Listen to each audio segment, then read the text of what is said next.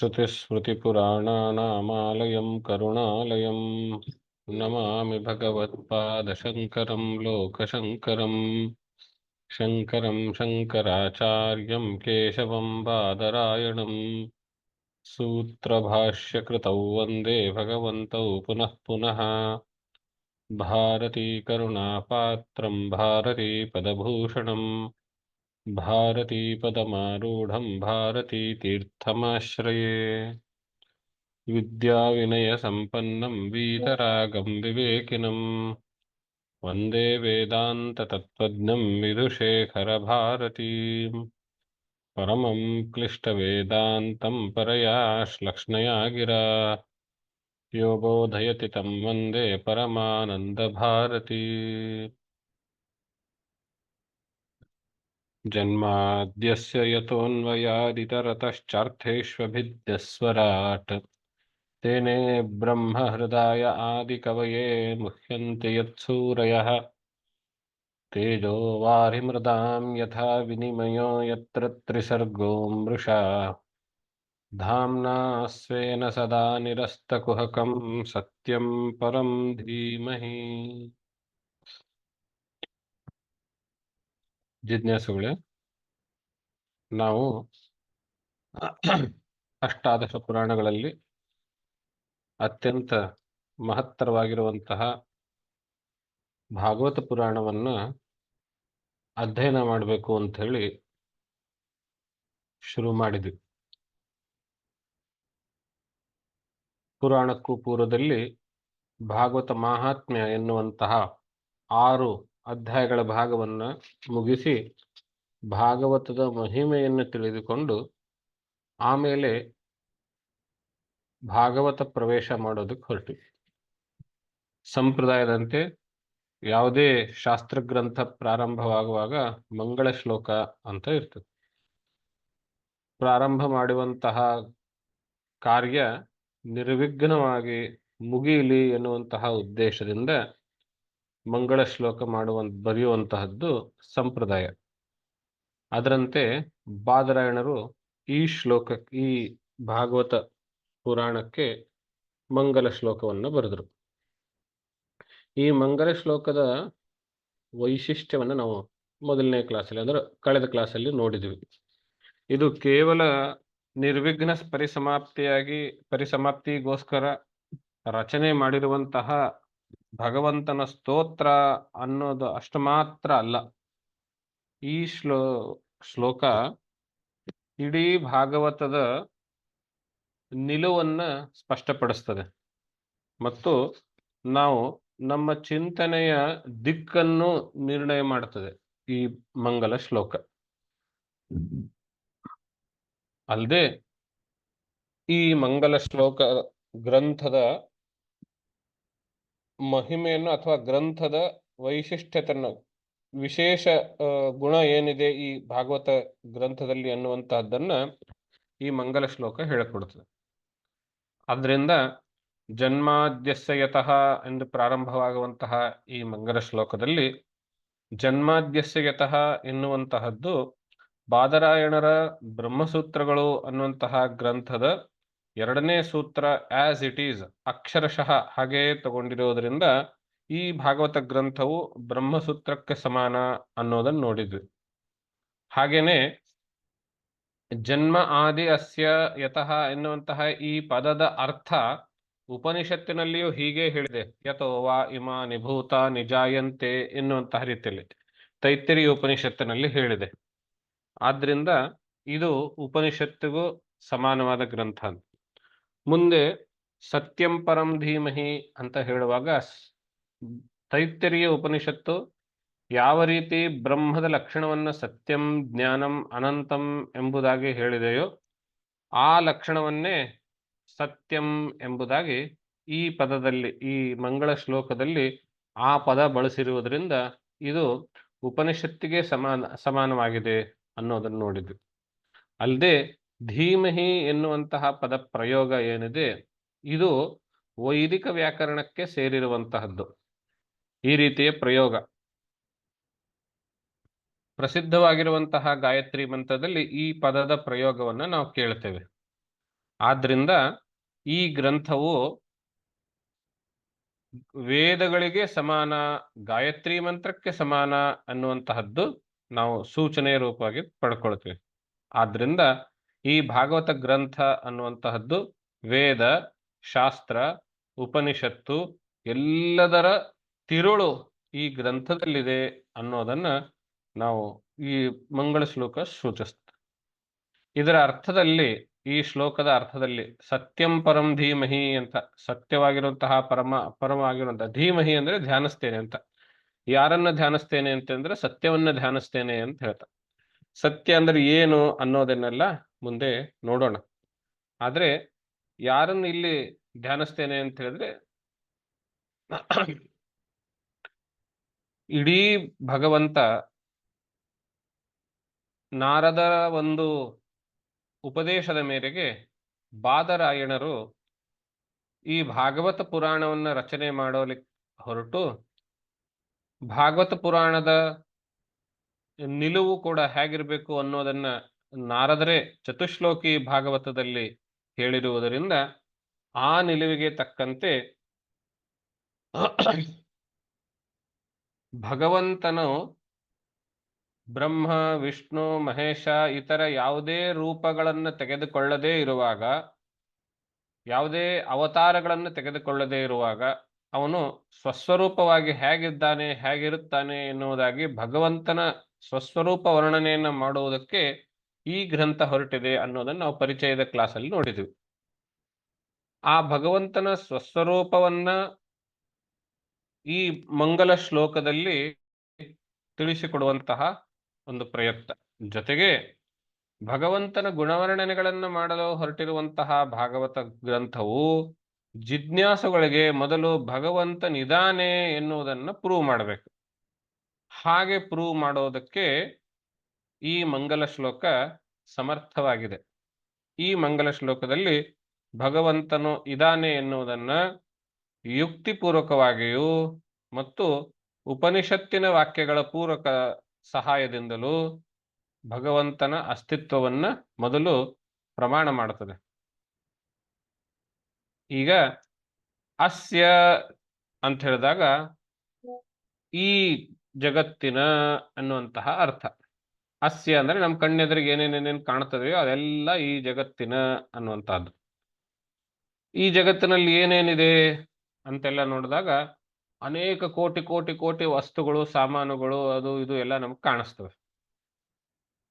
ಆ ಎಲ್ಲ ವಸ್ತುಗಳನ್ನ ನಾವು ನೋಡುವಾಗ ಅಥವಾ ಮಾಡುವಾಗ ಸರಳವಾಗಿ ಮಾಡೋದಾದ್ರೆ ಎರಡು ಹೆಡಿಂಗ್ಗಳಲ್ಲಿ ನಾವು ವಿಂಗಡಿಸ್ತೇವೆ. ಒಂದು ನಾಮ, ಒಂದು ರೂಪ.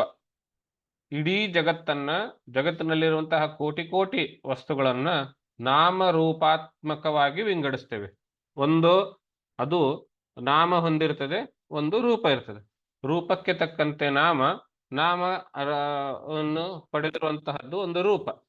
ಹೀಗೆ ಇರ್ತದೆ. ಜಗತ್ತು ಏನ್ ನೋಡಿದ್ರು ಅದು ನಾಮರೂಪಾತ್ಮಕವಾಗಿಯೇ ಇರುವಂತಹದ್ದಾಗಿರ್ತದೆ. ಹೀಗಿರುವಂತಹ ನಾಮರೂಪಗಳಲ್ಲಿ ಎಲ್ಲಾ ವಸ್ತುಗಳನ್ನ 5 ವಿಭಾಗಗಳಲ್ಲಿ ವಿಂಗಡಿಸ್ತಾರೆ. ಅವುಗಳಿಗೆ ಅರ್ಥ ಅಂತ ಹೆಸರು. ಅರ್ಥ ಅಂದ್ರೇನು ಅಂದ್ರೆ ನಾವು ಯಾವುದನ್ನ ಕುರಿತು, ಯಾವುದನ್ನ ಪ್ರಯೋಜನ ಅಪೇಕ್ಷೆ ಪಡಿಸಿ ಯಾವುದಕ್ಕೋಸ್ಕರ ಹೋಗ್ತೀವೋ ಅದಕ್ಕೆ ಅರ್ಥ ಅಂತ ಕರಿತೀವಿ. ಈಗ ವಿದ್ಯಾರ್ಥಿ ಅಂತ ಹೇಳ್ತೇವೆ. ವಿದ್ಯೆಯನ್ನ ಅರ್ಥಿಯುಳ್ಳವನು ವಿದ್ಯಾರ್ಥಿ, ವಿದ್ಯೆಯ ಉದ್ದೇಶಕ್ಕಾಗಿ ಇರುವಂತವನು ವಿದ್ಯಾರ್ಥಿ ಅಂತ. ಹಾಗೆ ಧನಾರ್ಥಿ ಅಂತ ಇರ್ತಾರೆ. ಧನವನ್ನ ಅಪೇಕ್ಷೆ ಉಳ್ಳವನು ಧನಾರ್ಥಿ ಅಂತ ಇರ್ತಾರೆ ಅಲ್ವೇ? ಹಾಗೆ ಈ ವಸ್ತುಗಳಿಗೆ ಅರ್ಥ ಅಂತ ಹೇಗೆ ಹೇಳಿದ್ರು ಅಂದ್ರೆ, ನಮ್ಮ ಇಂದ್ರಿಯಗಳೇನಿದಾವೆ, ಪಂಚ ಜ್ಞಾನೇಂದ್ರಿಯಗಳು, ಪಂಚ ಕರ್ಮೇಂದ್ರಿಯಗಳು ಅಂತೇನು ಹೇಳ್ತೀವಿ, ಆ ಇಂದ್ರಿಯಗಳು ಈ ವಿಷಯಗಳ ಕಡೆನೇ ಹೋಗ್ತವೆ. ಆದ್ರಿಂದ ಇವುಗಳಿಗೆ ಅರ್ಥ ಅಂತ ಹೆಸರು. ಈ ವಿಷಯಗಳು ಅಂದ್ರೆ ಹೊರಗಡೆ ಕಾಣುವಂತಹ, ಜಗತ್ತಿನ ಕಾಣುವಂತಹ ಎಲ್ಲಾ ವಿಷಯಗಳು. ಇಂದ್ರಿಯಗಳು ಅವುಗಳ ಕಡೆನೇ, ವಿಷಯಗಳ ಕಡೆನೇ ಹೋಗುವುದರಿಂದ ಅವುಗಳಿಗೆ ಅರ್ಥ ಅಂತ ಹೆಸರು. ಯಾವ ರೀತಿ ವಿದ್ಯಾರ್ಥಿ ವಿದ್ಯೆಯ ಕಡೆಗೆ ಹೋಗೋದ್ರಿಂದ, ಧನಾರ್ಥಿ ಧನದ ಕಡೆ ಹೋಗೋದ್ರಿಂದ, ಹಾಗೆ ಇಂದ್ರಿಯಗಳು ವಿಷಯದ ಕಡೆಗೆ ಹೋಗ್ತವೆ ಅನ್ನೋ ಕಾರಣದಿಂದ, ಆ ಉದ್ದೇಶಕ್ಕೆ ಹೋಗ್ತವೆ ಅನ್ನೋ ಕಾರಣದಿಂದ ಅವುಗಳಿಗೆ ಅರ್ಥ ಅಂತ ಹೇಳ್ತಾರೆ. ಆದ್ರಿಂದ ಈ ಜಗತ್ತು, ನಾವು ಎಲ್ಲಿಗೆ ಬಂದ್ವಿ, ಈ ಜಗತ್ತು ಅರ್ಥಗಳಿಂದ ಕೂಡಿದೆ ಅಂತ ಆಯ್ತು.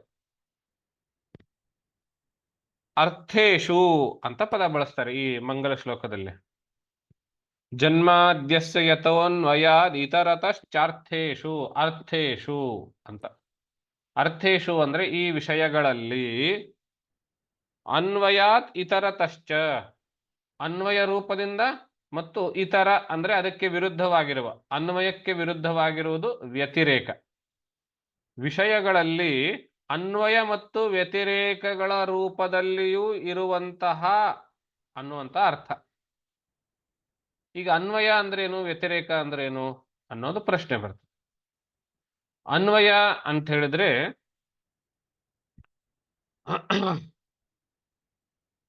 ಯಾವುದೋ ಒಂದು ವಾಕ್ಯವನ್ನ ನಾವು ಹೇಳ್ತೀವಿ, ಆ ವಾಕ್ಯವನ್ನ ಸಾಬೀತುಪಡಿಸಬೇಕಾದ್ರೆ ಅದಕ್ಕೆ ನೇರವಾಗಿರುವಂತಹ ಒಂದು ದಾರಿ, ರಿವರ್ಸ್ ಮಾರ್ಗದಲ್ಲಿಯೂ ಅದು ಸಾಬೀತಾಗಬೇಕು.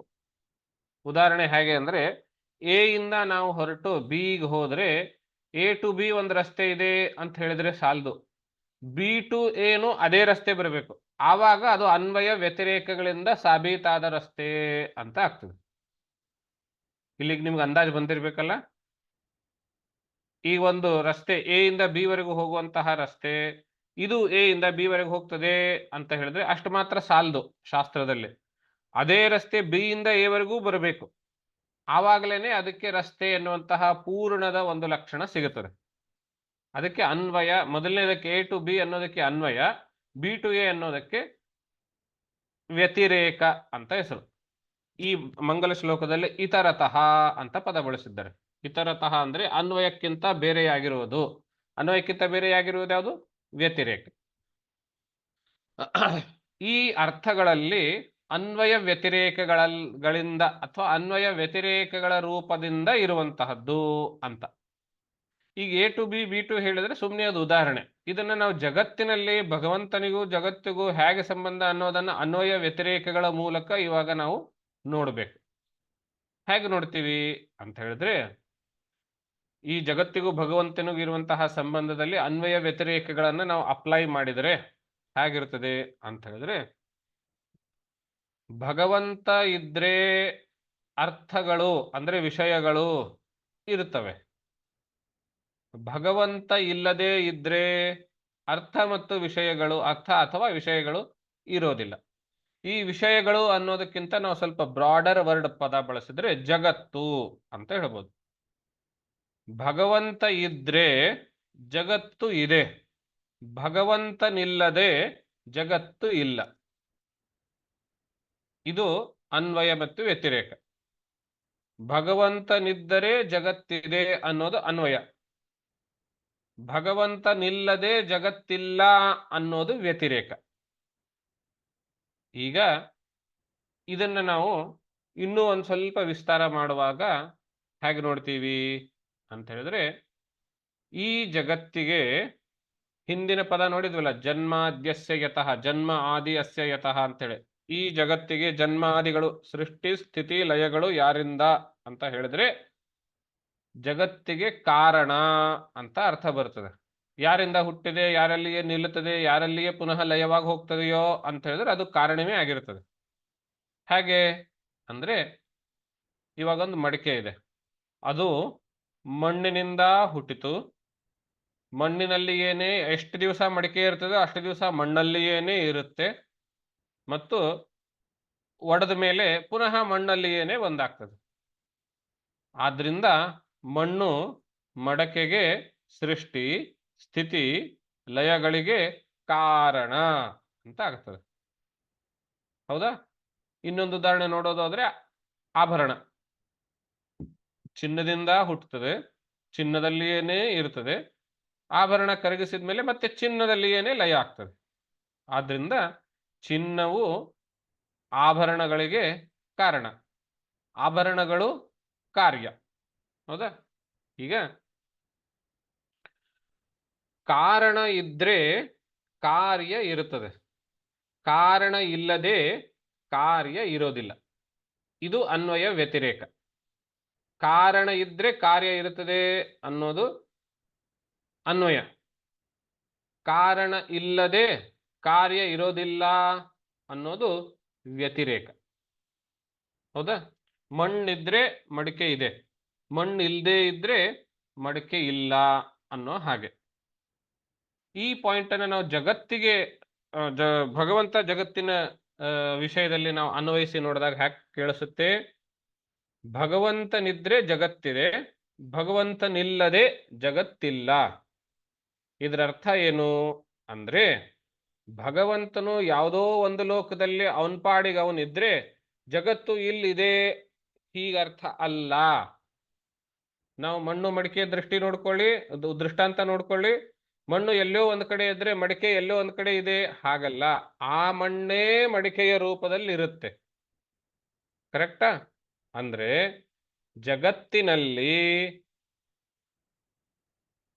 ಭಗವಂತ ಇದ್ರೆ ಜಗತ್ತು ಇರುತ್ತೆ ಅನ್ನೋದು ಪೂರ್ಣ ಅರ್ಥ. ಹಾಗೆ ಮಡಿಕೆನಲ್ಲಿ ಮಣ್ಣು ಇದ್ರೆ ಮಡಿಕೆ ಇದೆ ಅಂತ ಅರ್ಥ. ಹಾಗೆ ಜಗತ್ತಿನಲ್ಲಿ ಭಗವಂತನಿದ್ರೆ ಜಗತ್ತು ಇದೆ, ಜಗತ್ತಿನಲ್ಲಿ ಭಗವಂತ ಇಲ್ಲದೆ ಇದ್ರೆ ಜಗತ್ತು ಇಲ್ಲ ಅನ್ನೋದು ವ್ಯತಿರೇಕ. ಇದು ಎರಡು ಕಡೆಯಿಂದ ಪ್ರೂವ್ ಆದಾಗ ಮಾತ್ರ ಭಗವಂತನು ಜಗತ್ತಿಗೆ ಕಾರಣ ಅನ್ನೋದು ಸಾಬೀತಾಗ್ತದೆ. ಹೌದು ತಾನೆ? ನಾವು ಇದನ್ನ ಟೆಸ್ಟ್ ಅಂಡ್ ವೆರಿಫೈ ಮಾಡಬಹುದು. ಇವಾಗ ಭಗವಂತನಿಲ್ಲದೆ ಜಗತ್ತಿಲ್ಲ ಅನ್ನೋದನ್ನ ತೋರಿಸೋದಕ್ಕೆ, ಈಗ ಭಗವಂತನಿದ್ದಾನೆ ಜಗತ್ತಿದೆ ಅಂತ, ಇದನ್ನ ನಾವು ಹೇಗೆ ರಿವರ್ಸ್ ಹೇಳೋದು ಅಂತ ಹೇಳಿದ್ರೆ, ಜಗತ್ತಿದೆ ನಮ್ಗೆ ಕಾಣ್ತಾ ಇದೆ, ನಾವು ಅನುಭವಿಸ್ತಿದೀವಿ ಅಂತ ಹೇಳಿದ್ರೆ ಭಗವಂತ ಅಲ್ಲಿದ್ದಾನೆ ಅಂತಲೇನೆ ಅರ್ಥ. ನಾವು ಜಗತ್ತು ನೋಡ್ತಾ ಇದ್ದೀವಿ, ಅನುಭವಿಸ್ತಾ ಇದ್ದೀವಿ ಅಂತ ಹೇಳಿದ್ರೆ ಭಗವಂತ ಇದ್ದಾನೆ, ಆ ಕಾರಣದಿಂದಲೇ ನಮಗೆ ನೋಡೋದಕ್ಕಾಗೋದು, ಅನುಭವಿಸಕ್ಕಾಗೋದು, ಮುಟ್ಟೋದಕ್ಕಾಗೋದು ಎಲ್ಲದರಿಂದ. ಅಕಸ್ಮಾತ್ ಇಲ್ಲದೆ ಇದ್ರೆ ಈ ಜಗತ್ತನ್ನು ನಾವು ನೋಡೋದಕ್ಕಾಗೋದಿಲ್ಲ, ನೋಡಿದ್ರು ಅನುಭವಿಸಕ್ಕಾಗೋದಿಲ್ಲ, ಉಪಯೋಗಿಸಕ್ಕಾಗೋದಿಲ್ಲ, ಬಳಕೆ ಮಾಡ್ಲಿಕ್ಕೆ ಆಗೋದಿಲ್ಲ. ಹೇಗೆ ಅಂತ ಹೇಳಿದ್ರೆ, ಇವಾಗ ಒಂದು ಆಭರಣದ ಅಂಗಡಿಗೆ ಹೋದಾಗ ಅವರು ಆಭರಣವನ್ನು ಆಕರ್ಷಕ ರೀತಿಯಾಗಿ ಕಾಣೋದಕ್ಕೆ ಏನ್ ಮಾಡಿರ್ತಾರೆ? ಕನ್ನಡಿಗಳನ್ನ, ಗೋಡೆಗೆ ತುಂಬಾ ಕನ್ನಡಿಗಳನ್ನ ಹಾಕಿರ್ತಾರೆ. ನಿಮ್ಗೆ ಹೋದಾಗ ಏನ್ ಅನ್ಸುತ್ತೆ? ಅಂಗಡಿಗೆ ಹೋದ ತಕ್ಷಣ ಅಯ್ಯೋ ಎಷ್ಟೊಂದು ಬಂಗಾರ ಇದು ಅಂತೆಲ್ಲ ಅನಿಸುತ್ತೆ. ಆದ್ರೆ ಬಂಗಾರ ಇರೋದು ಆ ಟ್ರೇನಲ್ಲಿ ಮಾತ್ರ ಇರುತ್ತೆ, ಅದರ ಪ್ರತಿಬಿಂಬ ಕನ್ನಡಿನಲ್ಲಿ ಬಿದ್ದಿರುತ್ತೆ. ಇವಾಗ ಕನ್ನಡಿನಲ್ಲಿರೋ ಬಂಗಾರವನ್ನು ನೀವು ತೆಗೆದುಕೊಂಡು ಆಭರಣದ ರೀತಿಯಲ್ಲಿ ಹಾಕಿಕೊಳ್ಳಬಹುದಾ? ಯೋಚನೆ ಮಾಡಿ. ಆಗೋದಿಲ್ಲ. ಯಾಕಾಗೋದಿಲ್ಲ? ಆ ಕನ್ನಡಿನಲ್ಲಿರೋ ಬಂಗಾರದಲ್ಲಿ, ಆಭರಣದಲ್ಲಿ ಬಂಗಾರ ಇಲ್ಲ. ಇದರರ್ಥ ಏನು? ಬಂಗಾರ ಇಲ್ಲದೆ ಆಭರಣ ಇಲ್ಲ ಅಂತ ಆಯ್ತಲ್ಲ. ಹಾಗೇನೆ ಜಗತ್ತು ಭಗವಂತನಿಲ್ಲದೆ ಇರೋದಕ್ಕೆ ಸಾಧ್ಯವಿಲ್ಲ ಅಂದ್ರೆ ಸಾಧ್ಯವೇ ಇಲ್ಲ. ಆದ್ರಿಂದ ನಾವು ನೋಡ್ತಾ ಇದ್ದೀವಿ, ಜಗತ್ತಿದೆ, ಸೂರ್ಯ ಹುಟ್ಟುತ್ತಾ ಇದ್ದಾನೆ, ಗಾಳಿ ಬೀಸ್ತಾ ಇದೆ, ನೀರು ಮಳೆ ಸುರಿತಾ ಇದೆ, ಅಗ್ನಿ ಸುಡುತ್ತಾ ಇದೆ, ಇದೇನೇನಿದೆ ಎಲ್ಲ ನಡೀತಾ ಇದೆ ಅಂತ ಹೇಳಿದ್ರೆ ಭಗವಂತನ ಇದ್ರೊಳಗೆ ಇದ್ದಾನೆ ಅಂತಲೇನೆ ಅರ್ಥ. ಭಗವಂತನ ಇದ್ದಾನೆ ಅಂತ ಇಷ್ಟು ಮಾತ್ರ ಸಾಲದು, ಭಗವಂತನ ಇಲ್ಲಿಗೆ ಇದ್ದಾನೆ, ಇದ್ರೊಳಗೆ ಇದ್ದಾನೆ ಅಂತಲೇನೆ ನಾವು ತಿಳಿಸ್ಕೋಬೇಕು. ಯಾಕಂದ್ರೆ ಚಿನ್ನ ಒಂದು ಕಡೆ ಇಟ್ಟು ಆಭರಣ ಇನ್ನೊಂದು ಕಡೆ ಇರೋದಕ್ಕಾಗ್ತದೇನು? ಇಲ್ಲ, ಆಭರಣದಲ್ಲಿಯೇನೇ ಚಿನ್ನ ಇರ್ತದೆ. ಹೌದಾ? ಈಗ ಇದನ್ನ ಅನ್ವಯ ಇತರತಶ್ಚ ಅಂತ ಅರ್ಥ. ಅನ್ವಯ ರೂಪದಲ್ಲಿಯೂ ಅಂದ್ರೆ ಭಗವಂತನು ಜಗತ್ತಿನಲ್ಲಿ ಅನ್ವಯ ರೂಪದಿಂದಲೂ, ಅರ್ಥೇಶು ಅಂದ್ರೆ ವಿಷಯಗಳಲ್ಲಿ, ಅಂದ್ರೆ ಜಗತ್ತಿನಲ್ಲಿ ಅನ್ವಯ ಮತ್ತು ವ್ಯತಿರೇಕದ ರೂಪದಿಂದ ಈ ಜಗತ್ತಿಗೆ ಸೃಷ್ಟಿ ಸ್ಥಿತಿ ಲಯಗಳಿಗೆ ಯಾರು ಕಾರಣವೋ ಅಲ್ಲಿವರೆಗೂ ಬಂದ್ವಿ ನಾವು. ಜನ್ಮಾದ್ಯಸ್ಯ ಯಥೋನ್ವಯಾದ್ ಇತರತಶ್ಚ ಅಲ್ಲಿ ತನಕ ಬಂದ್ವಿ. ಅರ್ಥೇಶು ಇತರತಶ್ಚಾರ್ಥೇಶು, ಅರ್ಥೇಶು ತನಕ. ಅರ್ಥೇಶು ವಿಷಯಗಳಲ್ಲಿ, ಅನ್ವಯಾದ್ ಇತರತಶ್ಚ ಅನ್ವಯ ರೂಪದಿಂದಲೂ ಮತ್ತು ವ್ಯತಿರೇಕ ರೂಪದಿಂದಲೂ, ಅಸ್ಯ ಜಗತಃ ಅಸ್ಯ ಈ ಜಗತ್ತಿನ ಜನ್ಮ ಆದಿ ಹುಟ್ಟು ಸ್ಥಿತಿ ಮತ್ತು ಲಯ ಇವುಗಳು ಯತಃ ಯಾರಿಂದಲೋ ಅಂತಹನನ್ನು ನಾನು ಧೀಮಹಿ ಅನ್ನೋದು ಕೊನೆಯದಕ್ಕೆ ಅನ್ವಯ, ಅವನನ್ನು ನಾನು ಧ್ಯಾನಿಸ್ತೇನೆ ಅಂತ ಹೇಳುವಂಥದ್ದು. ಈಗ ಯಾರಿಂದ ಇದು ಅಂತ ಇಲ್ಲಿವರೆಗೂ ಏನ್ ನೋಡಿದ್ವಿ? ಈ ಜಗತ್ತಿನಲ್ಲಿ ಅನ್ವಯ ರೂಪದಿಂದಲೂ ವ್ಯತಿರೇಕ ರೂಪದಿಂದಲೂ ಸೃಷ್ಟಿ ಸ್ಥಿತಿಗೆ ಕಾರಣ ಯಾರೋ, ಸೃಷ್ಟಿ ಸ್ಥಿತಿ ಲಯಗಳಿಗೆ ಕಾರಣ ಯಾರೋ ಅವನಿಗೆ ಧ್ಯಾನಿಸ್ತೀನಿ ಅಂತ ಆಯಿತು. ಯಾರು ಅನ್ನೋದು ಇನ್ನೂ ಸ್ಪಷ್ಟವಾಗಿಲ್ಲ. ಈ ಯಾರು ಅನ್ನೋದಕ್ಕೆ ಬೇರೆ ಬೇರೆ ಶಾಸ್ತ್ರಗಳಲ್ಲಿ ಬೇರೆ ಬೇರೆ ರೀತಿಯ ಅಭಿಪ್ರಾಯ ಹೇಳುತ್ತಾರೆ. ವೇದಾಂತಕ್ಕೆ ವಿರುದ್ಧವಾಗಿರುವಂತಹ ಶಾಸ್ತ್ರಗಳು ಬೇರೆ ಬೇರೆ ರೀತಿಯ ಅಭಿಪ್ರಾಯಗಳನ್ನು ಹೇಳಿ ಆ ಅಭಿಪ್ರಾಯಗಳಿಗೆ ಯಾವ ರೀತಿ ದೋಷ ಇದೆ ಅನ್ನೋದನ್ನ ಸಿದ್ಧ ಮಾಡಿಕೊಡುವಂತಹ ಕೆಲಸ ವೇದಾಂತ ಶಾಸ್ತ್ರದಲ್ಲಿ ಬಹಳ ದೀರ್ಘವಾದ ಚರ್ಚೆಯಲ್ಲಿ ನಡೆಯುತ್ತದೆ. ಆದರೆ ಈ ಮಂಗಲ ಶ್ಲೋಕದಲ್ಲಿ ವೇದಾಂತಿಗಳಿಗೆ ಪ್ರಬಲ ವಿರೋಧಿ ಆಗಿರುವಂತಹ ಮತ ಯಾವುದೋ ಆ ಮತವನ್ನ ಮಾತ್ರ ಇಲ್ಲಿ ತೆಗೆದುಕೊಂಡು ಆ ಮತಕ್ಕೆ ಖಂಡನೆ ರೂಪದಲ್ಲಿ ಒಂದು ಪದ ಬಳಸ್ತಾರೆ. ಇಲ್ಲಿ ಯಾವುದದು ಅಂತ ಹೇಳಿದ್ರೆ ಅಭಿಜ್ಞ ಅಂತ ಬಳಸ್ತಾರೆ. ಅಭಿಜ್ಞ ಅಂದ್ರೆ ಸರ್ವಜ್ಞ ಅಂತ. ಯಾರು ಈ ಜಗತ್ತಿಗೆ ಅನ್ವಯ ರೂಪದಿಂದಲೂ ವ್ಯತಿರೇಕ ರೂಪದಿಂದಲೂ ಜಗತ್ತಿನ ಸೃಷ್ಟಿ ಸ್ಥಿತಿ ಲಯಗಳಿಗೆ ಕಾರಣರಾಗಿದ್ದಾರೆಯೋ ಯಾರೋ ಅವನಿಗೆ ನಮಸ್ಕಾರ ಮಾಡ್ತೀನಿ, ಅವನಿಗೆ ಧ್ಯಾನಿಸ್ತೀನಿ ಅಂತ ಹೇಳಿದ್ದಲ್ಲ, ಆ ಯಾರು ಅವನು ಸರ್ವಜ್ಞನೇ ಆಗಿರಬೇಕು ಅನ್ನೋದು ಮುಂದಿನ ಪದದಿಂದ. ಈ ಸರ್ವಜ್ಞ ಅನ್ನೋ ಪದ ಬಳಸಿರುವುದರಿಂದ ವೇದಾಂತಕ್ಕೆ ಪ್ರಬಲ ವಿರೋಧಿಯಾಗಿರುವಂತಹ ಮತ ಅಂತ ಹೇಳಿದ್ನಲ್ಲ, ಅದು ಸಾಂಖ್ಯ ಮತ. ಸಾಂಖ್ಯಶಾಸ್ತ್ರ ಅದಕ್ಕೆ ಭಗವತ್ಪಾದರು ಪ್ರಧಾನ ಮಲ್ಲ ನಿಬರ್ಹಣ ನ್ಯಾಯದಿಂದ ಖಂಡಿಸ್ತಾರೆ. ಪ್ರಧಾನ ಮಲ್ಲ ನಿಬರ್ಹಣ ಅಂತ ಹೇಳಿದ್ರೆ, ಈಗ ಕುಸ್ತಿ ನಡೀತವೆ ಅಲ್ವಾ, ಅದರಲ್ಲಿ ಎಲ್ಲ ಆ ಕಡೆಯಿಂದ ಎಲ್ಲ ಕಡೆ ಎಲ್ಲರನ್ನೂ ಸೋಲಿಸಿ ಗೆದ್ದವನು ಯಾನಿದ್ದಾರೆಯೋ ಅವನನ್ನು ನಾನು ಸೋಲಿಸಿದ್ರೆ ಉಳಿದ ಎಲ್ಲರಿಗೂ ಸೋಲಿಸಿದಕ್ಕೇನೆ ಸಮ. ಹೌದು ತಾನೆ? ಹಾಗೆ ವಿರೋಧಿಗಳಲ್ಲಿ ಪ್ರಧಾನ ಮಲ್ಲ ಅಂದ್ರೆ ಜಟ್ಟಿ. ಪ್ರಧಾನ ಜಟ್ಟಿ ಯಾರು ಅಂದ್ರೆ ಸಾಂಖ್ಯರು. ಆ ಸಾಂಖ್ಯರು ಜಗತ್ ಕಾರಣವನ್ನು ಕುರಿತು ಏನು ಹೇಳ್ತಾರೆ ಅಂತ ಹೇಳಿದ್ರೆ, ಜಗತ್ತು ನಮಗ್ ನೋಡೋದಕ್ಕೆ ಜಡವಾಗಿದೆ, ಆದ್ರಿಂದ ಇದರ ಕಾರಣ ಏನಾದರೂ ಅದು ಜಡವೇ ಆಗಿರಬೇಕು ಅನ್ನೋದನ್ನ ಇಟ್ಕೊಂಡು ಪ್ರಧಾನ ಅಂತ ಪದ ಬಳಸ್ತಾರೆ. ಪ್ರಧಾನವೇ ಈ ಜಗತ್ತಿಗೆ ಕಾರಣ ಅಂತ ಹೇಳ್ತಾರೆ. ಅವ್ರ ಸಾಂಖ್ಯರ ದೃಷ್ಟಿನಲ್ಲಿ ಜಗತ್ತಿನ ಕಾರಣ ಪ್ರಧಾನ ಅದು ಜಡವಾಗಿದೆ ಅಂತ. ಅದು ಜಡವಾಗಿದ್ರೆ ಜಡವೇ ಯಾವತ್ತಿಗೂ ತನ್ನಿಂತಾನೇ ತಿಳಿದುಕೊಳ್ಳೋದಿಲ್ಲ, ತನ್ನನ್ನು ತಾನು ತಿಳಿದುಕೊಳ್ಳೋದಿಲ್ಲ. ಜಡ ಪದಾರ್ಥ ಅದು ಏನಿದ್ರು ಇನ್ನೊಬ್ಬರಿಂದ ತಿಳಿಯಲ್ಪಡ್ತಕ್ಕಂಥದ್ದು. ಹೌದು ತಾನೆ? ಜಡ. ಆದ್ರಿಂದ ಅದಕ್ಕೆ ಜ್ಞೇಯ ಅಂತ ಹೆಸರು. ನಾನು ಪಾಠ ಹೇಳುವಾಗ ಕೆಲವೊಂದಿಷ್ಟು ಹೊಸ ಹೊಸ ಶಬ್ದಗಳು ನಿಮಗೆ ಅನ್ನಿಸ್ತಿರಬಹುದು. ಜ್ಞೇಯ ಇವುಗಳಿಗೆ ಪಾರಿಭಾಷಿಕ ಪದ ಅಂತ ಹೆಸರು. ಇವುಗಳನ್ನ ಆಸ್ ಇಟ್ ಈಸ್ ಹೇಗಿದೆಯೋ ಹಾಗೆ ತಿಳಿದುಕೊಳ್ಬೇಕು. ನೋಟ್ ಮಾಡ್ಕೊಳ್ತಾ ಇರಿ ಇಂತಹ ಪದಗಳು ಬಂದಾಗ. ಜಡ ಏನಿದ್ರು ಅದು ತಿಳಿಯಲ್ಪಡ್ತಕ್ಕಂಥದ್ದು ಹೊರತು ತಾನೇ ಏನು ತಿಳಿದುಕೊಳ್ಳೋದಿಲ್ಲ ಅದು, ಅಲ್ವೇ? ಈಗ ಒಂದು ಬಂಗಾರ ಇದೆ, ಬಹಳ ವ್ಯಾಲ್ಯೂ, ಆದ್ರೆ ಬಂಗಾರಕ್ಕೆ ಗೊತ್ತಿಲ್ಲ ನಂಗೆ ಎಷ್ಟು ವ್ಯಾಲ್ಯೂ ಅಂತ ಹೇಳಿ. ಕರೆಕ್ಟಾ? ಯಾಕೆ ಅಂದ್ರೆ ಅದು ಜಡ, ಅದು ತಿಳಿದುಕೊಳ್ಳೋದಿಲ್ಲ, ಅದರಲ್ಲಿ ತಿಳುವಳಿಕೆ ಇಲ್ಲ, ಅರಿವು ಇಲ್ಲ, ಜ್ಞಾನ ಇಲ್ಲ. ಆದ್ರಿಂದ ಅದು ಜ್ಞೇಯ, ತಿಳಿಯಲ್ಪಡ್ತಕ್ಕಂಥದ್ದು. ಸಾಂಖ್ಯರು ಹೇಳುವ ಪ್ರಧಾನ ಜಡವಾಗಿರುವುದರಿಂದ ಅದು ತಿಳಿಯಲ್ಪಡ್ತಕ್ಕಂಥದ್ದೇ ಹೊರತು ಅದರಲ್ಲಿ ತಿಳುವಳಿಕೆ ಇಲ್ಲ. ತಿಳುವಳಿಕೆ ಇಲ್ಲದೇನೆ ಇಂತಹ ದೊಡ್ಡ ವಿಚಿತ್ರವಾಗಿರುವಂತಹ ಜಗತ್ತನ್ನ, ನಾನಾತ್ವದಿಂದ ಕೂಡಿರುವಂತಹ ಜಗತ್ತನ್ನ ಹೇಗ್ರಿ ಮಾಡ್ಲಿಕ್ಕೆ ಸಾಧ್ಯ ಅನ್ನೋ ಪ್ರಶ್ನೆ ಬರುತ್ತೆ ತಾನೆ. ಆದ್ರಿಂದ ಈ ಜಗತ್ತಿಗೆ ಕಾರಣವು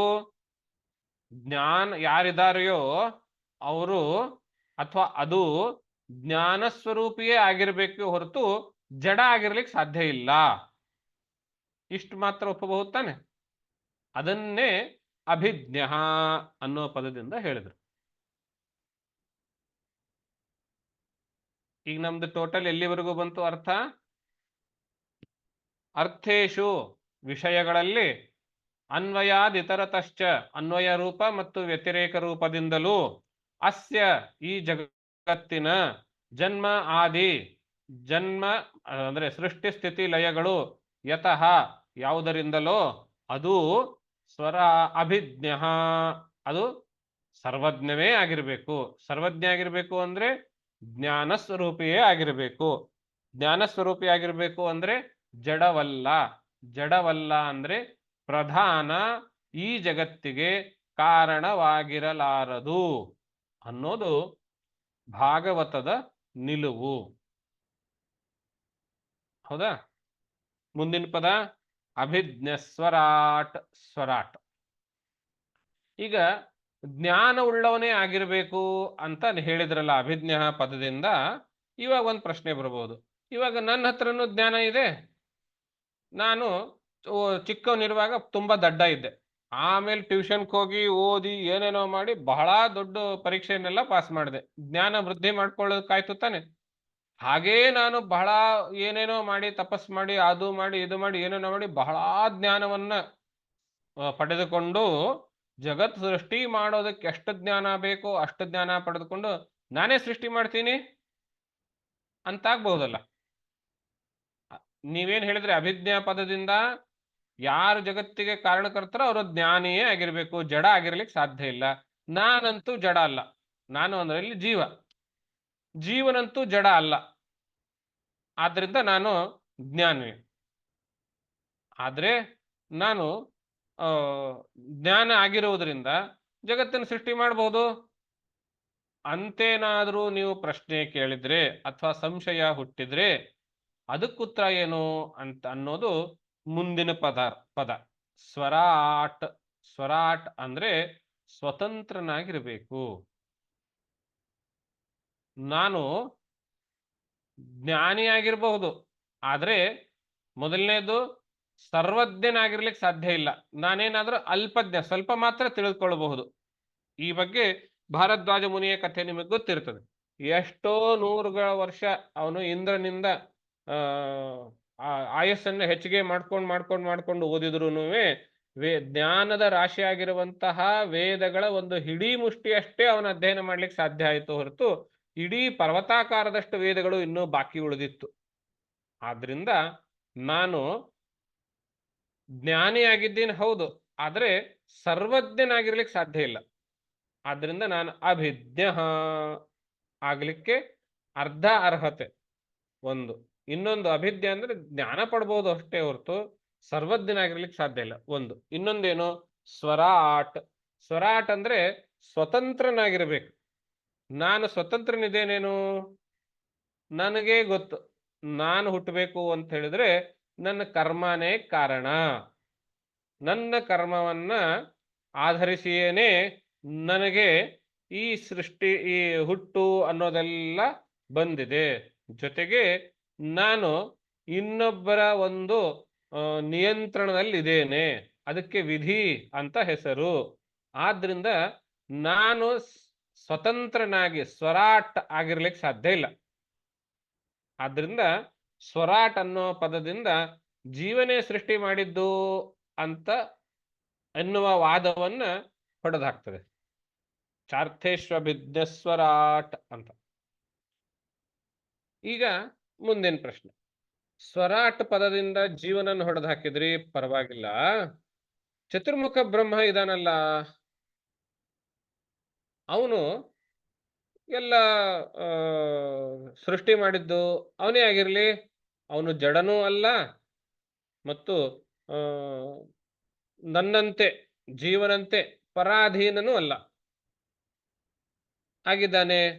ಅವನೇ ಆಗಿರ್ಲಿ, ಚತುರ್ಮುಖ ಬ್ರಹ್ಮನೇ ಆಗಿರ್ಲಿ, ಅವನು ತಕ್ಕ ಮಟ್ಟಿಗೆ ನನಗೆ ಕಂಪೇರ್ ಮಾಡಿದ್ರೆ ಅವನು ಸ್ವತಂತ್ರನೂ ಇದ್ದಾನೆ. ನನಗೆ ಕಂಪೇರ್ ಮಾಡಿದ್ರೆ ಅಂದ್ರೆ ಜೀವನ ಕಂಪೇರ್ ಮಾಡಿದ್ರೆ ಅವನು ಅಭಿಜ್ಞನೂ ಇದ್ದಾನೆ, ಸರ್ವಜ್ಞನೂ ಇದ್ದಾನೆ. ಆದ್ರಿಂದ ಚತುರ್ಮುಖ ಬ್ರಹ್ಮನಾಗಿರಲಿ ಅಂತ ಹೇಳಿದ್ರೆ ಆ ಚತುರ್ಮುಖ ಬ್ರಹ್ಮನು ಜಗತ್ತಿನ ಸೃಷ್ಟಿಕರ್ತನಾಗಲಾರ. ಯಾಕೆ ಅಂದ್ರೆ ಮುಂದಿನ ಪದ ನೋಡಿ, ತೇನೇ ಬ್ರಹ್ಮ ಹೃದಯ ಆದಿ ಕವಯೇ ಮುಹ್ಯಂತಿ ಯತ್ ಸೂರಯ ಅಂತ. ಯಾರು ಈ ಜಗತ್ತಿಗೆ ಕಾರಣರೋ ಅವನು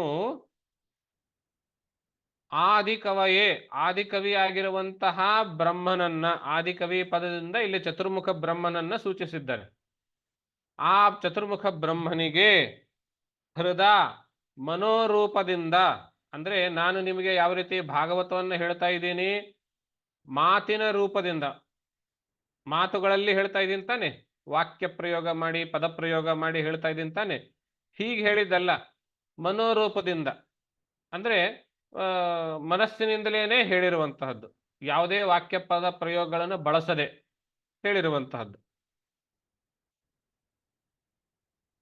ಆದಿಕವಿ ಆ ಬ್ರಹ್ಮನಿ, ಚತುರ್ಮುಖ ಬ್ರಹ್ಮನಿಗೆ ಮನೋರೂಪದಿಂದ ಬ್ರಹ್ಮತೇನೆ, ಬ್ರಹ್ಮ ಅಂದ್ರೆ ಈ ಪದದಲ್ಲಿ, ಈ ವಾಕ್ಯದಲ್ಲಿ ಬ್ರಹ್ಮ ಅಂದ್ರೆ ವೇದಗಳು. ಯಾವ ಚತುರ್ಮುಖ ಬ್ರಹ್ಮನಿಗೆ ಮನೋರೂಪದಿಂದ ವೇದಗಳನ್ನ ತೇನೆ ಪ್ರಕಾಶಗೊಳಿಸಿದನು, ಉಪದೇಶ ಮಾಡಿದನು ಅಂತ ಇದೆ. ಈಗ ಚತುರ್ಮುಖ ಬ್ರಹ್ಮನಿಗೆ ಜ್ಞಾನವನ್ನು ಉಪದೇಶ ಮಾಡಿರೋದು, ವೇದಗಳನ್ನು ಉಪದೇಶ ಮಾಡಿರೋದು ಇನ್ನೊಬ್ಬನು ಅಂತಾದ್ರೆ ಚತುರ್ಮುಖ ಬ್ರಹ್ಮ ಹೇಗೆ ಸೃಷ್ಟಿಕರ್ತ ಆಗ್ತಾನೆ? ಹೌದು ತಾನೆ? ಈಗ ನಾವು ಏನ್ ನೋಡ್ತೀವಿ, ಭಗವಂತನ ನಾಭಿ ಕಮಲದಲ್ಲಿ ಬ್ರಹ್ಮ, ಚತುರ್ಮುಖ ಬ್ರಹ್ಮ ಜನಿಸಿದಾಗ ಅವನಿಗೆ ನಾನು ಏನ್ ಮಾಡ್ಬೇಕು ಅಂತ ಗೊತ್ತಾಗದೆ ಗಾಬರಿ ಆದಾಗ ಅವನು ಆ ಕಮಲದ ದೇಟಿನಲ್ಲಿ ಕೆಳಗಡೆ ಹೋದಂತೆ, ಎಲ್ಲಿಂದ ಬಂದಿದ್ನೋ ಅಲ್ಲೇ ವಾಪಸ್ ಹೋಗೋಣ ಅಂತ ಹೇಳಿ ಹೋಗ್ತಾ ಹೋಗ್ತಾ 10,000 ವರ್ಷಗಳವರೆಗೆ ಹಾಗೇ ಹೋಗ್ತಾ ಇದ್ದಾಗ ಅಲ್ಲಿ ಅವನಿಗೆ ಒಂದು ಆಕಾಶವಾಣಿ ಕೇಳಿಸ್ತು ತಪ ಅಂತ ಹೇಳಿ ಅವನ್ ತಪಸ್ ಮಾಡೋದಕ್ಕೆ ಶುರು ಮಾಡ್ದ. 10,000 ವರ್ಷ ತಪಸ್ಸು ಮಾಡಿದ ಮೇಲೆ ಅವನಿಗೆ ಈ ವೇದಗಳನ್ನ ಪ್ರಕಾಶಪಡಿಸಲಾಯಿತು. ಯಾರಿಂದ? ಅದಿನ್ನೂ ಸಸ್ಪೆನ್ಸ್, ಇನ್ ಮುಂದೆ ಬರ್ತದೆ. ಇಲ್ಲಿವರೆಗೂ ನಾವು ಯಾರನ್ನ ಈ ಜಗತ್ತಿಗೆ ಕಾರಣ ಅಂತ ಹೇಳಿದೀವೋ, ಇಲ್ಲಿವರೆಗೂ ಯಾರನ್ನ ನಾವು ಸರ್ವಜ್ಞ ಅಂತ ಹೇಳಿದೀವೋ, ಇಲ್ಲಿವರೆಗೂ ಯಾರನ್ನ ನಾವು ಸ್ವತಂತ್ರ ಅಂತ ಹೇಳಿದ್ದೇವೆಯೋ ಅವನಿಂದ ಆದಿಕವಿಗೆ ಬ್ರಹ್ಮನಿಗೆ ವೇದಗಳನ್ನ ಉಪದೇಶ ಮಾಡಲ್ಪಟ್ಟಿತ್ತು. ಎಂಥ ವೇದಗಳು? ಸುಮ್ಮನೆ ಸಾಧಾರಣ ಗ್ರಂಥ ಅಂತಲ್ಲ, ಆ ವೇದಗಳನ್ನು ಇಟ್ಟುಕೊಂಡೇನೆ ಈ ಜಗತ್ತನ್ನು ಸೃಷ್ಟಿ ಮಾಡಿದ್ದು. ಧಾತ ಯಥಾ ಪೂರ್ವಮ ಕಲ್ಪಯತ ಅಂತ ಮಂತ್ರ ಬರ್ತದೆ. ಹಿಂದೇನ ಸೃಷ್ಟಿ ಹೇಗಿತ್ತು, ಆ ಹಿಂದಿನ ಸೃಷ್ಟಿ ಹೇಗಿತ್ತು ಯಾರಿಗೆ ನೆನಪು?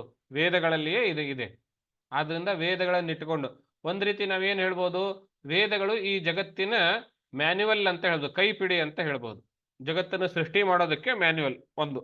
ಯಾವುದೇ ಒಂದು ದೊಡ್ಡ ಕನ್ಸ್ಟ್ರಕ್ಷನ್ ಮಾಡಬೇಕು ಅಂತ ಹೇಳಿದ್ರೆ ಒಂದು ಮಾಡೆಲ್ ಅನ್ನೋದು ಬೇಕಾಗ್ತದಲ್ಲ, ಹಾಗೆ ಆ ಮಾಡೆಲ್ ಎಲ್ಲಿ ಸಿಗ್ತದೆ ಅಂತ ಹೇಳಿದ್ರೆ ಆ ವೇದದಲ್ಲಿದೆ ಅಂತ. ಅಂತಹ ವೇದಗಳನ್ನ ಆ ಚತುರ್ಮುಖ ಬ್ರಹ್ಮನಿಗೆ ಉಪದೇಶ ಮಾಡಿರುವಂತಹವನು ಇವನು. ಯಾರು?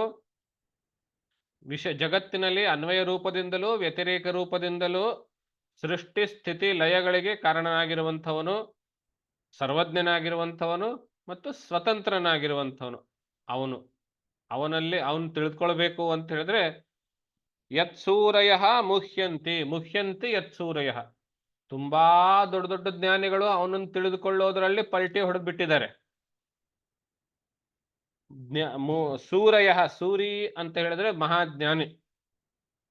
ಮಹಾನ್ ಜ್ಞಾನಿಗಳೇ ಯತ್ ಮುಹ್ಯಂತಿ, ಯಾವನಲ್ಲಿ ತಿಳಿದುಕೊಳ್ಳೋದಕ್ಕೆ ಮೋಹಗೊಳ್ತಾರೆ, ಅಂದ್ರೆ ಪಲ್ಟಿ ಹೊಡೆದ್ಬಿಟ್ಟಾರೆ. ಅವನನ್ನು ಹೇಗಿದೆ ಹಾಗೆ ತಿಳಿದುಕೊಳ್ಳೋದಕ್ಕಾಗೆ ಎಂತೆಂಥ ದೊಡ್ಡ ದೊಡ್ಡವ್ರ ಕಡೆಯಿಂದ ಆಗಿಲ್ಲ. ಅಂಥವನು ಈ ವೇದಗಳನ್ನ, ಈ ಚತುರ್ಮುಖ ಬ್ರಹ್ಮನಿಗೆ ಮನೋರೂಪದಲ್ಲಿ ವೇದಗಳನ್ನ ಪ್ರಕಾಶಪಡಿಸಿರುವಂಥವನು. ಮನೋರೂಪದಲ್ಲಿ ಅಂದ್ರೆ ನಿಮ್ಮಂತೆ ವಾಕ್ ರೂಪದಲ್ಲಿ ಅಲ್ಲ, ಮನೋರೂಪದಲ್ಲಿ ಅವನು ಮನಸ್ಸಿನಲ್ಲಿ ಉಪದೇಶ ಮಾಡಿದ, ಇವನು ಮನಸ್ಸಿನಲ್ಲಿ ಗ್ರಹಿಸಿದ. ಹೀಗೆ ಮಾಡಿದಂಥವನು ಇಲ್ಲಿಗೆ 2 ಸಾಲು ಮುಗೀತು. ಈ 2 ಸಾಲಿನ ಸಾರಾಂಶ ಏನು ಅಂತ ಹೇಳಿದ್ರೆ, ಕೊನೆಗೆ ಇಡೀ ಶ್ಲೋಕ ಏನು ಹೇಳ್ತದೆ? ಧೀಮಹಿ, ಧ್ಯಾನಿಸ್ತೇನೆ ನಾನು. ಯಾರನ್ನು ಧ್ಯಾನಿಸ್ತೇನೆ? ಈ ಜಗತ್ತಿನಲ್ಲಿ ಅನ್ವಯ ರೂಪದಿಂದಲೂ ವ್ಯತಿರೇಕ ರೂಪದಿಂದಲೂ ಜಗತ್ತಿಗೆ ಸೃಷ್ಟಿ ಸ್ಥಿತಿ ಲಯಕ್ಕೆ ಯಾರು ಕಾರಣವೋ ಮತ್ತು ಅವನು ಸರ್ವಜ್ಞನು, ಸ್ವತಂತ್ರನು, ಮತ್ತು ಯಾರು ಚತುರ್ಮುಖ ಬ್ರಹ್ಮನಿಗೆ ವೇದಗಳನ್ನು ಮನೋರೂಪದಲ್ಲಿ ಪ್ರಕಾಶಪಡಿಸಿದನೋ ಮತ್ತು ಯಾರಲ್ಲಿ ಮಹಾನ್ ಮಹಾನ್ ಜ್ಞಾನಿಗಳು ತಿಳಿದುಕೊಳ್ಳುವುದರಲ್ಲಿ ಎಡವುತ್ತಾರೆಯೋ ಅಂಥವನು ಅಂತ ಆಯ್ತು. 2 ಸಾಲಲ್ಲಿ ಅಷ್ಟು ನೋಡಿದ್ವಿ. ಈಗ ಅವನಿಂದ ಧ್ಯಾನಿಸ್ತೀನಿ ಅಂತ ಹೇಳುವಾಗ ಈ 2 ಸಾಲಲ್ಲಿ ಯಾವ ಶೈಲಿ ಬಳಸಿದ್ರು ಅಂತ ಹೇಳಿದ್ರೆ, ನಮಗೆ ಪ್ರತ್ಯಕ್ಷವಾಗಿ ಕಾಣುವ ನಮ್ಮ ದಿನನಿತ್ಯದ ಅನುಭವದಲ್ಲಿ ಬರುವ, ನಾವು ದಿನನಿತ್ಯವನ್ನು ಉಪಯೋಗಿಸುವ ಈ ಜಗತ್ತನ್ನ ಇಟ್ಟುಕೊಂಡು ಈ ಜಗತ್ತಿನಲ್ಲಿ ಅನ್ವಯ ರೂಪದಿಂದಲೂ ವ್ಯತಿರೇಕ ರೂಪದಿಂದಲೂ ಕಾರ್ಯಕಾರಣ ಸಂಬಂಧದಿಂದ ಇರುವಂತಹ ಭಗವಂತ ಅನ್ನೋದನ್ನ ಹೇಳಿದರು. ಅಂದ್ರೆ ಜಗತ್ತಿನ ಮೂಲಕ ಭಗವಂತನನ್ನ ಪರಿಚಯಿಸಿದರು. ಹೌದಾ? ಈಗ ಶಾಸ್ತ್ರ ಏನು ಹೇಳುತ್ತದೆ ಅಂತ ಹೇಳಿದ್ರೆ, ಈ ಜಗತ್ತಿನಲ್ಲಿರುವಂತಹ ಭಗವಂತನನ್ನ ಪರಿಚಯ ಮಾಡಿಸಿದ್ರು. ನಾವು ಕೊಟ್ಟಂತಹ ದೃಷ್ಟಾಂತ ನೋಡಬೇಕು ಅಂತ ಹೇಳಿದ್ರೆ, ಆಭರಣಗಳ ಮೂಲಕ ಚಿನ್ನದ ಪರಿಚಯ ಮಾಡಿದರು. ಅಷ್ಟು ಸಾಕೆ? ಆಭರಣ ಇಲ್ಲದೆ ಇರುವಾಗ ಚಿನ್ನ ಹೇಗಿರುತ್ತೆ ಅನ್ನೋದು ನಮ್ಗೆ ಗೊತ್ತಾಗಬೇಕಲ್ಲ. ಇವಾಗ ಚಿನ್ನ ನೋಡಿ, ಚಿನ್ನದ ರೂಪದಲ್ಲಿಯೂ ಇರುತ್ತೆ, ಅದೇ ಚಿನ್ನವನ್ನು ನೀವು ಆಭರಣ ಮಾಡಿದಾಗ ಆಭರಣದ ರೂಪದಲ್ಲಿಯೂ ಇರುತ್ತೆ. ಹೌದು ತಾನೆ? ಆಭರಣದ ರೂಪದಲ್ಲಿ ನಾವು ಚಿನ್ನವನ್ನು, ಯಾರಿಗಾದರೂ ಚಿನ್ನ ಅಂದ್ರೆ ಏನು ಅಂತ ಗೊತ್ತಿಲ್ಲ ಅಂದ್ರೆ ಮುಂಚೆ ನಾವು ಫಸ್ಟ್ ಅವನಿಗೆ ಆಭರಣ ತೋರಿಸ್ತೀವಿ, ನೋಡ್ಕಣಯ್ಯ ಇದೇ ಚಿನ್ನ ಅಂತ ಹೇಳ್ತೀವಿ. ಆಮೇಲೆ ಓಹೋ ನೀವು ಒಂದು ಬಳೆ ತೋರಿಸಿದ್ರಿ, ಅವಾಗ ಅವನು ಕೇಳ್ತಾನೆ, ಓಹೋ ಚಿನ್ನ ಅಂದ್ರೆ ಗುಂಡಕ್ಕಿರ್ತದೇನು ಅಂತ ಕೇಳ್ತಾನೆ. ಅವಾಗ ನೀವೇನು ಹೇಳ್ತೀರಿ? ಛೇ, ಅದರ ಆಕಾರ ಕಡೆ ಎಲ್ಲ ಹೋಗ್ಬೇಡ ಕಣಯ್ಯ, ಅದ್ರ ಒಳಗಡೆ ಏನಿದೆ ಅದು ಚಿನ್ನ ಅಂದ್ರೆ. ಒಳಗಡೆ ಏನಿದೆ, ಇದ್ರಲ್ಲಿ ಏನಿದೆ ಒಳಗಡೆ ಅಂತ ಅವನು ಮುರಿದು ನೋಡ್ತಾನೆ ಅಲ್ವಾ? ಅವಾಗ ನೀವೇನು ಹೇಳ್ತೀರಿ? ಅವನಿಗೆ ತಿರ್ಸೋದಕ್ಕೋಸ್ಕರ ಎಲ್ಲ ಚಿನ್ನ ಕರಗಿಸ್ಬಿಟ್ಟು, ಅಂದ್ರೆ ಆಭರಣವನ್ನ ಲಯ ಮಾಡಿಬಿಟ್ಟು ಚಿನ್ನ ತೋರಿಸ್ತೇವೆ, ನೋಡ್ಕಣಯ್ಯ ಇದು ಚಿನ್ನ ಅಂತ. ಅಂದ್ರೆ ಏನರ್ಥ? ಇಲ್ಲಿ ಶೈಲಿ ನೋಡಿ ಹೇಗಿದೆ. ಚಿನ್ನದ ಬಗ್ಗೆ ಏನೂ ಗೊತ್ತಿಲ್ಲದೆ ಇರುವವನಿಗೆ ಚಿನ್ನದ ತಿಳುವಳಿಕೆ ಕೊಡಲು ಮೊದಲು ಚಿನ್ನದ ನಾಮರೂಪವಾಗಿರುವಂತಹ ಆಭರಣವನ್ನ ತೋರಿಸಿ, ಆಭರಣದ ಮೂಲಕ ಚಿನ್ನದ ಒಂದು ಮೇಲ್ನೋಟದ ಪರಿಚಯ ಮಾಡಿಕೊಟ್ಟು, ಆಮೇಲೆ ಆಭರಣವನ್ನ ಲಯ ಮಾಡಿ ಆಭರಣ ಇಲ್ಲದೆ ಇರುವಾಗಲೂ ಚಿನ್ನ ಇರುತ್ತೆ ಅನ್ನೋದನ್ನ ನೀವು ತೋರಿಸ್ಕೊಡ್ತೀರಿ. ಕರೆಕ್ಟಾ? ಇದೇ ಶೈಲಿಯನ್ನ ನಾವು ಜಗತ್ತು ಮತ್ತು ಭಗವಂತನ ದಲ್ಲಿ ಅನ್ವಯ ಮಾಡಿದಾಗ, ಭಗವಂತ ಅಂದ್ರೆ ಏನು ಅಂತ ಗೊತ್ತಿಲ್ಲದೆ ಇರುವವನಿಗೆ ಭಗವಂತನ ನಾಮರೂಪಗಳೇ ಆಗಿರುವಂತಹ ಜಗತ್ತನ್ನ ತೋರಿಸಿ, ಜಗತ್ತಿನ ಮೂಲಕ ಭಗವಂತನ ಪರಿಚಯ ಮಾಡಿಕೊಟ್ಟು, ಆಮೇಲೆ ಜಗತ್ತಿನ ಮೂಲಕ ಭಗವಂತನ ಮೇಲ್ನೋಟದ ಪರಿಚಯವಾದಾಗ ಜಗತ್ತಿಲ್ಲದೆ ಇರುವಾಗಲೂ ಭಗವಂತ ಹೇಗಿರ್ತಾನೆ ಅನ್ನೋದನ್ನು ತಿಳಿಸಿಕೊಡೋದಕ್ಕೆ, ಜಗತ್ತು ಲಯವಾದಾಗ ಯಾವ ರೀತಿ ನಾವು ಆಭರಣವನ್ನ ಕುಟ್ಟಿ ಕರಗಿಸಿ ನೋಡಿದ್ಯೋ ಹಾಗೆ ಜಗತ್ತು ನಮ್ಮ ಥಾಟ್ ಪ್ರೊಸೆಸ್ ಅಲ್ಲಿ, ನಾವು ಜಗತ್ತನ್ನೇ ಕುಟ್ಟಿ ಪುಡಿ ಮಾಡಬೇಕು ಅಂತ ಅರ್ಥ ಅಲ್ಲ, ನಮ್ಮ ಥಾಟ್ ಪ್ರೊಸೆಸ್ ಅಲ್ಲಿ ಜಗತ್ತಿಲ್ಲದೆ ಇರುವಾಗಲೂ ಭಗವಂತ ಇರ್ತಾನೆ, ಹೇಗಿರ್ತಾನೆ ಅನ್ನೋದನ್ನು ತೋರಿಸೋದು ಮುಂದಿನ 2 ಸಾಲಿನ ಕೆಲಸ. ಆ 2 ಸಾಲನ್ನ ನಾವು ಮುಂದಿನ ಕ್ಲಾಸಲ್ಲಿ, ಅಂದರೆ ನಾಳೆ ಕ್ಲಾಸಲ್ಲಿ ಮಾಡೋಣ. ಇಲ್ಲಿವರೆಗೂ ಭಾಗವತದ ನಿಲುವನ್ನ ಮತ್ತು ಭಾಗವತದ ವಿಷಯದ ದೃಷ್ಟಿಯನ್ನ, ಇಡೀ ವಿಷಯದ ಒಂದು ಯಾವ ದಿಕ್ಕಿನಲ್ಲಿ ನಾವು ಚಿಂತನೆ ಮಾಡ್ತೀವಿ ಭಾಗವತದಲ್ಲಿ ಅನ್ನುವ ವಿಚಾರವನ್ನ ತಿಳಿಸಿಕೊಡುವಂತಹ ಈ ಮಂಗಳ ಶ್ಲೋಕದ ಪೂರ್ವಾರ್ಧ 2 ಸಾಲುಗಳನ್ನ ತಮ್ಮೆಲ್ಲರ ಹೃದಯ ಕಮಲದಲ್ಲಿರುವಂತಹ ಪರಮಾತ್ಮನ ಅಡಿಯಲ್ಲಿ ಅರ್ಪಿಸಿ ವಾಣಿಗೆ ವಿರಾಮವನ್ನು ನೀಡುತ್ತೇವೆ. ತತ್ಸತ್ ಶ್ರೀ ಕೃಷ್ಣಾರ್ಪಣಮಸ್ತು. ನಮಸ್ಕಾರ ಗುರುಗಳೇ. ನಮಸ್ಕಾರ. ನಮಸ್ಕಾರ. ಎಲ್ರಿಗೂ ನಮಸ್ಕಾರ. ನಮಸ್ಕಾರ ಗುರುಗಳೇ. ಯಥಾ ಪ್ರಕಾರ ಗುರುಗಳೇ. ನಾಳೆ ಯಥಾ ಪ್ರಕಾರ.